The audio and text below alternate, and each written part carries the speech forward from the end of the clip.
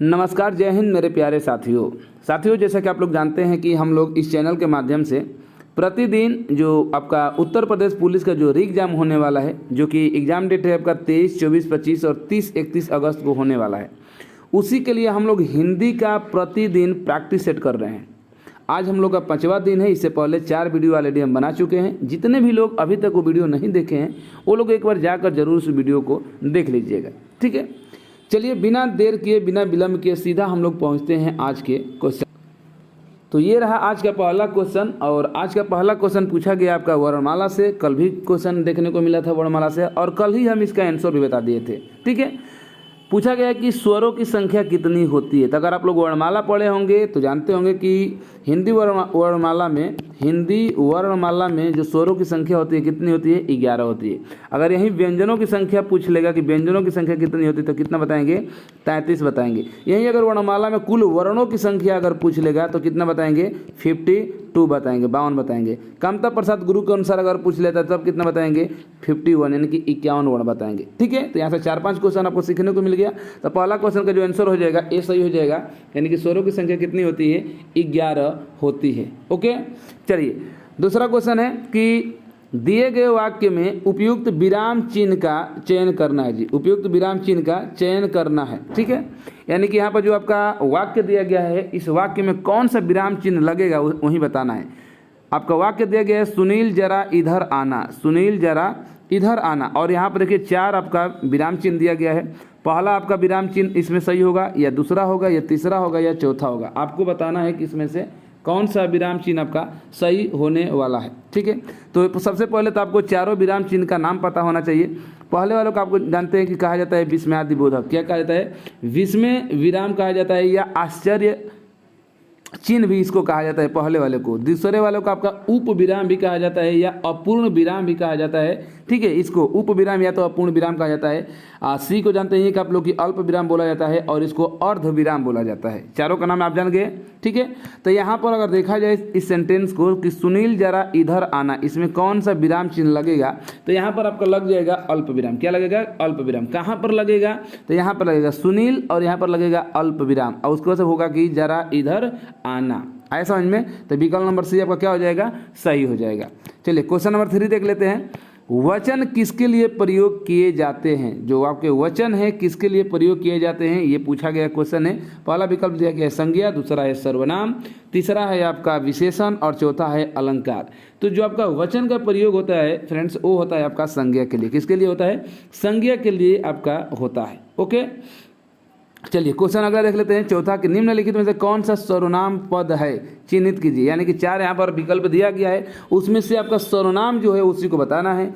तो राधा तो आपका जानते हैं कि राधा क्या है, तो संज्ञा हो जाएगा, ठीक है। सुंदर क्या होगा, विशेषण हो जाएगा। विभीषण क्या है, विसंज्ञा आपका हो जाएगा, यानी कि वह जो है आपका सर्वनाम होगा। सर्वनाम आया है तो सर्वनाम के बारे में जान लीजिए। सर्वनाम का अगर भेद पूछा जाता है या सर्वनाम के प्रकार पूछा जाता है तो आप कितना बताएंगे, 6 बताएंगे। लेकिन सर्वनामों की संख्या पूछ लेता है तो फिर क्या बताएंगे आप, 11 बताएंगे। कितना, 11 बताएंगे। चूंकि यहाँ पर क्वेश्चन ये पूछा गया है कि दिए गए 4 विकल्पों में कौन सा सर्वनाम पद है, तो आपका वह हो जाएगा, ओके। संज्ञा के बदले जो भी शब्द प्रयोग में लाए जाते हैं उन्हीं को सर्वनाम कहते हैं, ये भी आप लोग जानते हैं।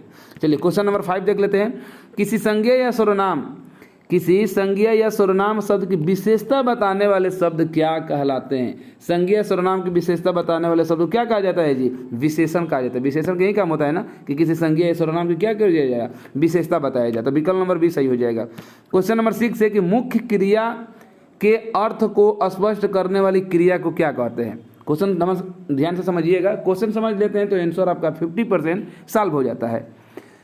मुख्य क्रिया के अर्थ को स्पष्ट करने वाली क्रिया को क्या नाम दिया गया है। तो मुख्य क्रिया के अर्थ को स्पष्ट करने वाली क्रिया को सहायक क्रिया कहा गया है। कैसे, एग्जाम्पल में बताता हूँ, एग्जाम्पल से आप लोग समझिएगा कि कैसे कहा जाता है। जैसे अगर हम बोल दें एक एग्जाम्पल लेकर कि तुम खेल रहे हो, क्या तुम, एक मिनट यहाँ से, हाँ, तुम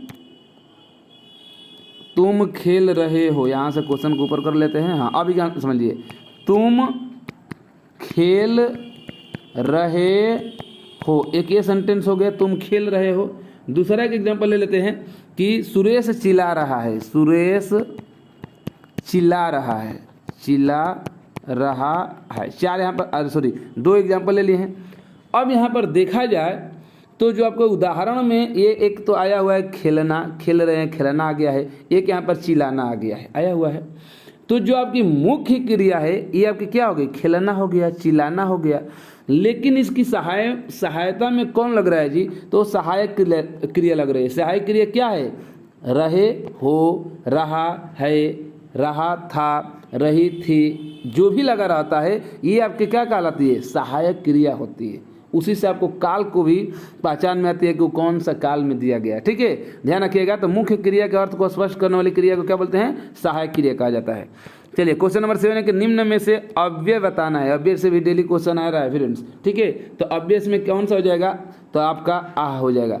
अव्यय जानते ही क्या होता है, अव्यय पर कोई भी विकार का, यानी कि अविकारी भी इसको कहा जाता है, क्योंकि इसमें कोई विकार होता ही नहीं, न लिंग के आधार पर होता है, न वचन के आधार पर होता है, न पुरुष के आधार पर होता है, न कारक के आधार पर, किसी के आधार पर इसमें विकार ही नहीं होता है, इसलिए इसको अव्यय को ही अविकारी भी कह दिया जाता है। ठीक है, तो यहाँ पर हो जाएगा आपका आह। ठीक है, चलिए क्वेश्चन नंबर 8 है कि लिंग के आधार पर असंगत युग्म बताना है कि लिंग के आधार पर कौन सा इसमें असंगत है। तो छात्र से छात्रा सही है, ये आपका पुरुष है, आपका स्त्रीलिंग हो जाएगा। प्रौढ़ से प्रौढ़ा भी सही है लिंग के आधार पर। आयुष्मान के आयुष्मती सही है। सांप के सांपिन, तो सापिन होना चाहिए, तो सापिनी दे दिया है, इसलिए यही आपका क्या हो जाएगा, असंगत हो जाएगा, यानी कि विकल्प नंबर डी आपका सही है। सांप का सापिनी नहीं, सापिन होना चाहिए। क्या, सापिन होना चाहिए। यहाँ पर इस तरीके से लिखा होता है सापिन, तो ये सही हो जाता है, लेकिन सापिनी दे दिया इसलिए क्या हो जाएगा, गलत हो जाएगा। चलिए क्वेश्चन नंबर 9 देख लेते हैं। इनमें से एक वचन और बहुवचन का कौन सा युग्म नहीं है, सही नहीं है पूछा गया। ध्यान दीजिएगा, क्वेश्चन पर हमेशा बार बार बोल रहे हैं कि आप लोग समझते रहिएगा। ठीक है, कौन सा युग्म एक वचन और बहुवचन में कौन सा युग्म सही नहीं है, तो देख लेते हैं कौन सा।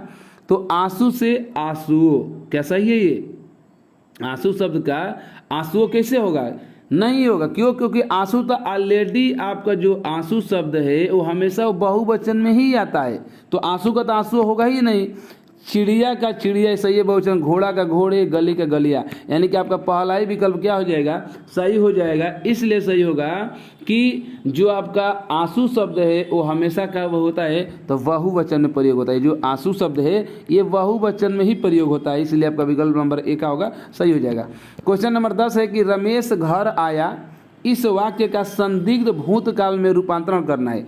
यानी कि आपका रमेश घर आया, ये दिया गया सेंटेंस, इसी को बदलना है किसमें, तो संदिग्ध भूतकाल में बदल देना है। तो संदिग्ध भूतकाल में बदलेंगे तो क्या हो जाएगा 10 का, तो इसका ये हो जाएगा कि रमेश घर आ रहा था, नहीं तो अपूर्ण हो गया। रमेश घर आएगा नहीं, रमेश घर आया था, ये भी नहीं संदिग्ध में।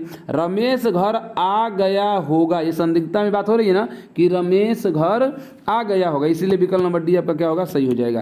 क्वेश्चन नंबर 11 है कि इस किस वाच्य में क्रियाएं सदैव एक वचन पुल्लिंग तथा अन्य पुरुष में होती है। तो आपका जो वाच्य होता है 3 होता है, कर्तृवाच्य, कर्मवाच्य, भाववाच्य। तो इसमें से जो आपका भाववाच्य होता है वो क्रियाएं सदैव एक वचन में होती है, पुल्लिंग में होती है तथा अन्य पुरुष में होती है। तो भाववाच्य का क्या हो जाएगा, आंसर हो जाएगा।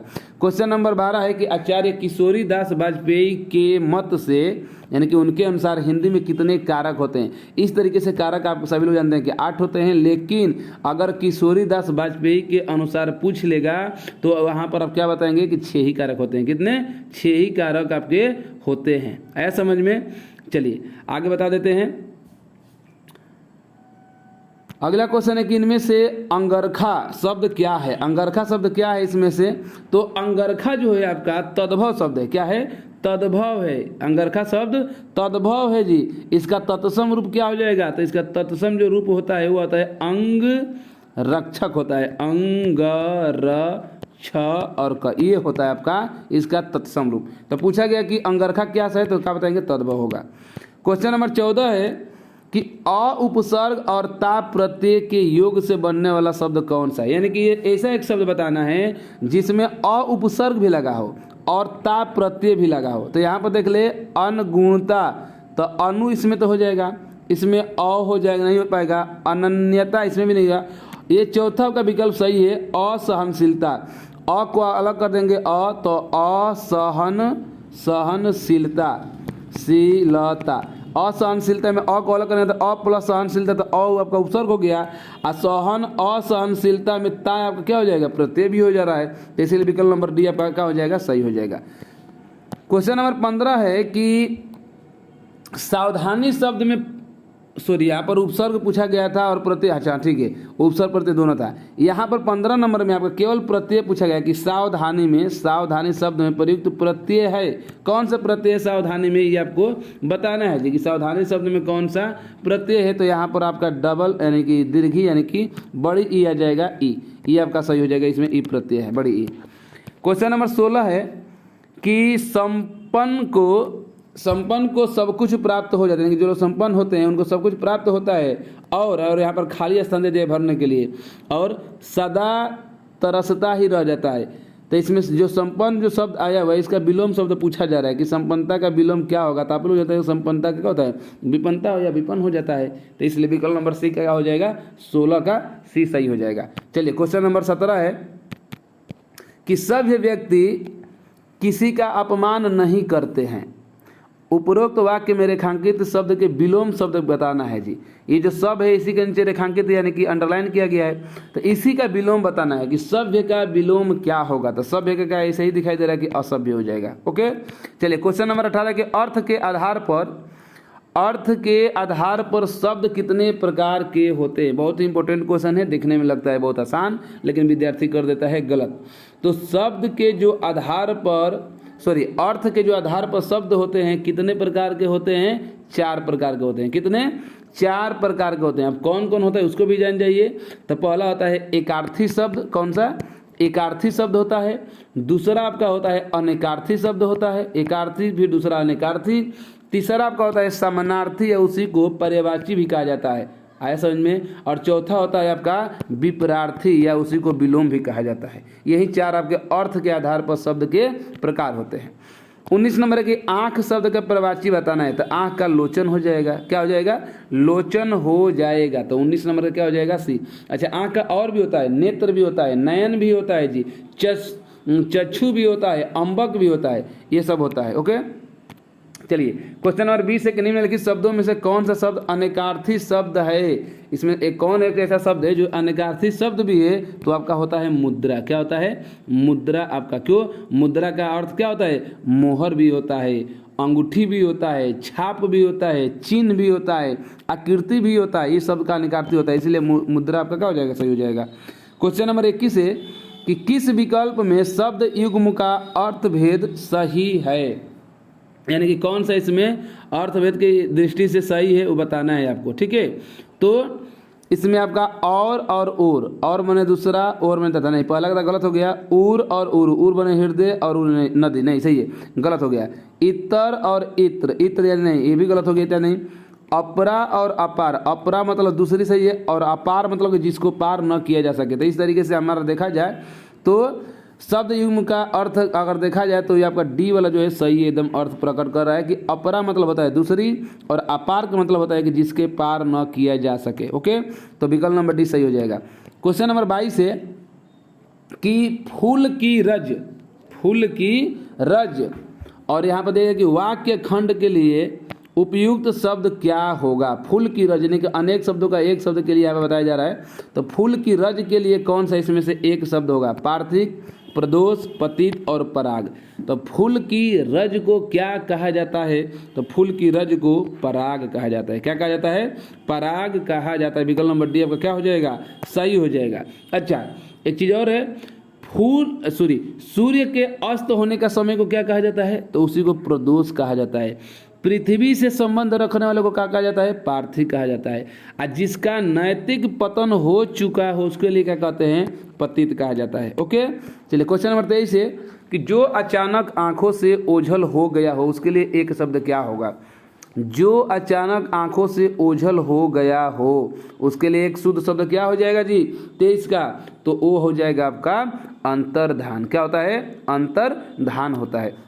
अच्छा, अंतर्धान शुद्धि या शुद्धि में भी पूछा जाता है, इसको भी ध्यान रखिएगा। अंतर्ध्यान लोग लगा देते हैं, इसको लगा देते हैं, इसको गलत हो जाएगा, अंतर्धान ऐसे लिखा जाता है। ओके, क्वेश्चन नंबर 24 है कि संधि के कितने भेद होते हैं। कल भी आया था संधि का, तो संधि के कितने भेद होते हैं, 3 भेद होते हैं। कौन कौन, स्वर संधि, व्यंजन संधि और विसर्ग संधि। फिर स्वर संधि के भी 5 भेद होते हैं, उसको बताया गया था। ठीक है, चलिए, तो इसका विकल्प नंबर सी सही हो जाएगा। क्वेश्चन नंबर 25 है कि समास के कितने भेद, कल भी आया था। तो समास के कितने भेद होते हैं? 6 भेद होते हैं। आप सभी लोग जानते भी हैं। कौन कौन से होता है ये भी सब आप लोग जानते हैं कि कौन कौन से समास के 6 भेद होते हैं, जिसमें पहला होता है द्विगु समास, दूसरा द्विगु समास, द्वंद्व समास, कर्मधारय समास, तत्पुरुष समास, बहुव्रीहि समास और अव्ययीभाव समास। यही आपके 6 होते हैं। ओके, कल हम इसके बारे में डिस्कशन किए थे। अगला की वर्तनी की दृष्टि से शुद्ध वाक्य का चयन करना है कि कौन सा इसमें शुद्ध वाक्य है। पहला कि काम पूरा कर डालो नहीं तो जुर्माना होगा, गलत हो गया। इस समय सर्दी ही गलत हो गया। वक्त निकल जाता है पर बात याद रह जाती है, आपका ये लग रहा है कि सही, ये दोस्त सही गलत, यानी कि विकल्प नंबर सी आपका क्या हो जाएगा? सही हो जाएगा।